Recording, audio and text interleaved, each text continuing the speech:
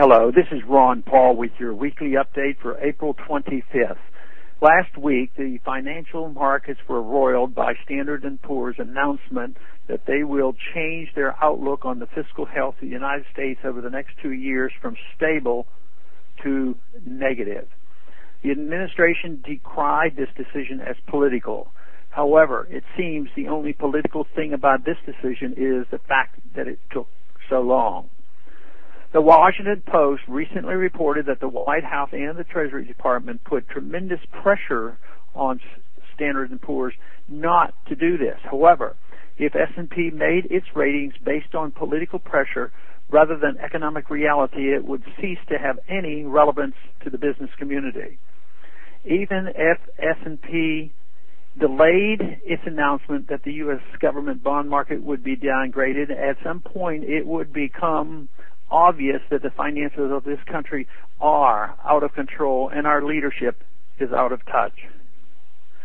All credibility would be lost if S&P simply continued to assign U.S. debt at a AAA rating.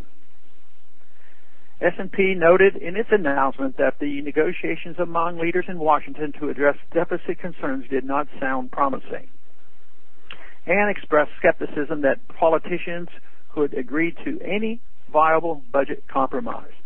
Of course, this has been obvious for years, but in the midst of the current debate over the raising the debt limit, it is perhaps the wake-up call that Washington needs. For decades, politicians and government officials have been able to maintain their denial about our real financial situation, patching the system together by passing emergency and supplemental funding bills, issuing more debt and allowing the Federal Reserve and foreign creditors to paper over deficits with more monetary expansion. I've said many times the real day of reckoning comes when fiscal and monetary tricks no longer work and there are no buyers for our debt. Even the most conservative budget that has been proposed by Republican leadership requires raising the debt ceiling by an additional $9 trillion by 2021. This demonstrates absolutely that no one in power right now has any real intention of addressing our spending problems or paying down the debt. They simply expect to continue to borrow and run up more debt forever without limit.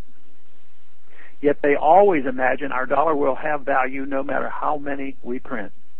This expectation is foolish and naive. I guarantee that those buying our debt are not foolish and naive enough to go along with this charade forever. The S&P announcement may just be the harbinger of economic reality acting as a restraint on government expansion. Government is not anxious to cap its own growth in spite of misnomers like debt limit or deficit reduction.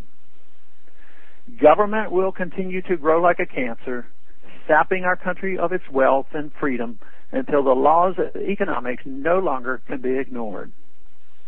Thanks for calling this update. A new update is placed on this number, 888-322-1414, every Monday. The written text can be found on my website, www.house.gov/Paul, under the heading Texas Straight Talk. Thanks for calling.